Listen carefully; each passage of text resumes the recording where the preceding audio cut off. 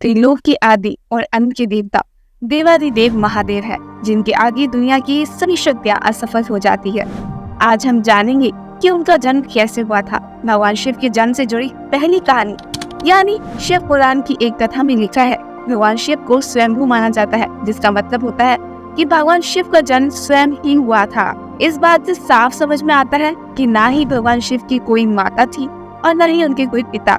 इसी कारण भगवान शिव का ना कोई शुरुआत है और ना ही कोई अंत। पर वही विष्णु पुराण में बताई गई भगवान शिव के जन्म से जुड़ी कहानी को भी जानते हैं। नमस्कार दोस्तों, मैं हूँ ब्रह्मनिशन में आपका स्वागत है, जहाँ हम देश विदेश की मैथोलॉजिकल फैक्ट्स का गहन अध्ययन करने के बाद में आपके सामने प्रस्तुत करते हैं। विष्णु पुराण में बताया गया है कि भगवान विष्णु के माथे से निकलने वाले तेज के कारण भगवान शिव की उत्पत्ति हुई थी और उनके नाभि से निकलते हुए तेज से कमल पर विराजमान ब्रह्मा जी का जन्म हुआ था। मगर दूसरी ओर शिव पुराण में बताया गया है कि एक बार की बात है जब भगवान शिव अपने घुटने मल रहे थे और उनके घुटने से निकलने वाले मैल से भगवान विष्णु जी का जन्म हुआ था। विष्णु पुराण और शिव पुराण एक दूसरे से बिल्कुल अलग है। इस कथा के अलावा भगवान शिव के जन्म की एक और पौराणिक कथा है, जब भगवान विष्णु और परम ब्रह्मा जी के बीच इस बात पर बहस छिड़ जाती है कि आखिर इस संसार में सबसे महान कौन है। और जब भगवान विष्णु और ब्रह्मा के बीच में इस बात को लेकर बहस हो रही थी, तो एक जलते हुए खंबे के रूप में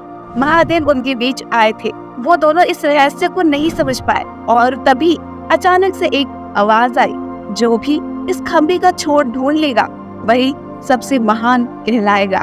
ऐसा सुनते ही ब्रह्मा जी ने एक पक्षी का रूप लिया और खंबे का ऊपरी हिस्सा ढूंढने निकल गए। वही विष्णु जी ने वरुण का रूप धारण किया और खंबे का अंत ढूंढने निकल गए। बहुत देर खोजने के बाद भी दोनों में से किसी को भी खंबे का छोर नहीं मिल पाया और दोनों हार मानकर वापस आ गए। जिसके बाद भगवान शिव अपने असली रूप में आए और फिर भगवान विष्णु और ब्रह्मा जी ने यह मान लिया कि महादेव ही सबसे महान और शक्तिशाली है।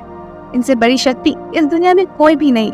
इसके साथ ही शिव पुराण में बताया गया है कि खंबा इस बात को दर्शाता है भगवान शिव जन्मे थे और ना ही उनका कोई अंत है। और एक कारण तो यह भी है कि भगवान शिव को स्वयंभू कहा जाता है, यानी उनका कोई अंत नहीं है, वे अमर है। बात करते हैं भगवान शिव से जुड़े एक ऐसे विषय के बारे में जो सबसे ज्यादा प्रसिद्ध है कि क्या भगवान ब्रह्मा भगवान शिव के पिता है। जी हाँ, इनकी यह कथा और लोगों के बीच काफी प्रसिद्ध है। तो आपको बता दें कि आखिर किस प्रकार भगवान शिव ने ब्रह्मा पुत्र के रूप में जन्म लिया था। इसके पीछे विष्णु पुराण की एक पौराणिक कथा है, जिसके अनुसार जब धरती, आकाश, पाताल या कहिए पूरे यूनिवर्स पानी से डूबा हुआ था, तब भगवान विष्णु के अलावा कोई भी देव या प्राणी इस संसार में नहीं था। तब विष्णु देव जल सतह पर अपने शीश नाग पर लेटे हुए थे, जिसके बाद उनकी नाभि से कमल की डंडी पर ब्रह्मा जी प्रकट हुए। इस सृष्टि से संबंधित बातें कर रहे थे। तब भगवान शिव प्रकट हुए,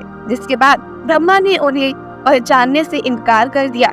इस कारण से भगवान शिव रूठ गए और उनके रूठ जाने के कारण भगवान विष्णु ने उन्हें दिव्य दृष्टि प्रदान कर ब्रह्मा जी को भगवान शिव की याद दिलाई। जिसके बाद भगवान ब्रह्मा को अपनी गलती का एहसास हुआ और शिव से क्षमा मांगते हुए उन्होंने उनसे अपने पुत्र रूप में पैदा होने का आशीर्वाद मांगा। जिस कारण से भगवान शिव ने भगवान ब्रह्मा की प्रार्थना को स्वीकार करते हुए उन्हें आशीर्वाद दे दिया। इसके बाद जब भगवान ब्रह्मा ने इस सृष्टि की रचना शुरू की, तो उन्हें एक बच्चे की जरूरत थी और तब उन्हें भगवान शिव का आशीर्वाद ध्यान आया, जिसके लिए भगवान ब्रह्मा ने तपस्या की और बालक के रूप में भगवान शिव उनकी गोद में रोते हुए प्रकट हुए। यह भगवान शिव का एकमात्र बाल रूप है। जब भगवान ब्रह्मा ने उनके रोने का कारण पूछा, तो उन्होंने बताया कि उनका कोई नाम नहीं है। तब भगवान ब्रह्मा ने भगवान शिव का नाम रुद्र रखा, जिसका मतलब होता है रोने वाला। पर इसके बावजूद भी भगवान शिव चुप नहीं हुए, इसलिए ब्रह्मा ने उन्हें दूसरा नाम दिया। पर भगवान शिव को वो नाम भी पसंद नहीं आया और फिर वे चुप नहीं हुए। इस तरह शिव को चुप कराने के लिए भगवान ब्रह्मा ने भगवान शिव को 108 नाम दिए थे, जिनमें रुद्र, सर्व, भाव, उग्र, भीम, पशुपति, ईशान और महादेव जैसे नाम थे। शिव पुराण के अनुसार उनके यह नाम पृथ्वी पर लिखे गए थे। इसके बाद श्रीमद् देवी महापुराण में भगवान शिव की माता और पिता के बारे में यह बताया गया है कि एक बार जब भगवान नारद जी ने उनके पिता भगवान ब्रह्मा जी से पूछा कि सृष्टि का निर्माण किसने किया, साथ ही भगवान विष्णु, भगवान शिव और आपके माता पिता कौन हैं? तब भगवान ब्रह्मा जी ने नारद जी को त्रिदेव के जन्म के बारे में बताया कि देवी दुर्गा और शिव स्वरूप ब्रह्मा के योग से ब्रह्मा, विष्णु और महेश का जन्म हुआ था। यानी प्रकृति का रूप लिए माँ दुर्गा ही हम तीनों की माता है और ब्रह्मा यानी काल तथा शिव हमारे पिता है। इसके साथ ही श्रीमद् देवी महापुराण में भी भगवान विष्णु और भगवान ब्रह्मा के बीच हुए झगड़े की एक कहानी मिलती है, जिसके अनुसार एक बार ही ब्रह्मा जी और विष्णु जी में झगड़ा हुआ था और दोनों में बहस छिड़ी हुई थी। तब भगवान ब्रह्मा ने कहा कि सृष्टि को मैंने बनाया और मैं ही प्रजापिता हूँ, जिसके जवाब में भगवान विष्णु जी ने कहा कि मैं आपका पिता हूँ, क्योंकि आप मेरी नाभि से निकले हुए कमल से पैदा हुए हैं। और धीरे धीरे यह बहस और बढ़ती गई। इसके बाद इन दोनों का झगड़ा सुनकर सदाशिव वहाँ पहुँचे और उन्होंने कहा कि पुत्रों, मैंने ही तुमको इस संसार को बनाने और इसे संभालने के केवल 2 काम दिए थे। इसी प्रकार मैंने शंकर और रुद्र को संहार और तिरोगति की कार्य दिए है।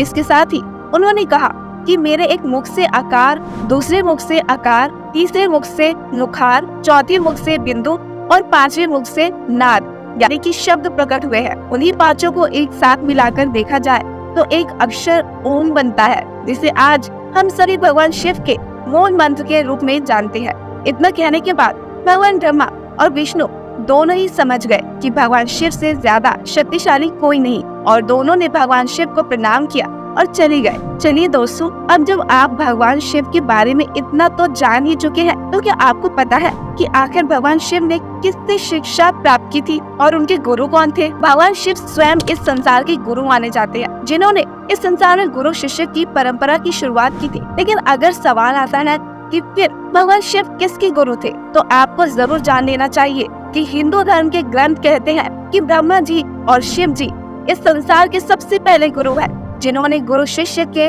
इस सृष्टि की शुरुआत की थी। जहाँ भगवान ब्रह्मा ने अपने मानस पुत्रों को शिक्षा प्रदान की थी, वहीं भगवान शिव ने अपना ज्ञान केवल अपने 7 शिष्यों को दिया था। यानी भगवान शिव और वे जिन शिष्यों के गुरु थे, उन्हें आज के समय में सप्तऋषि का दर्जा दिया जाता है। तो यह थी भगवान शिव के जन्म से जुड़े हुए कुछ फैक्ट। आज का विषय अच्छा लगा हो तो वीडियो को लाइक करें, साथ ही साथ शेयर करें। अगर माइथोलॉजी के विषय पर आपको वीडियोस देखना पसंद है तो ब्रह्म नेशन चैनल को सब्सक्राइब करें, ताकि हमारे आने वाले सारे वीडियो सबसे पहले आप तक पहुँचे।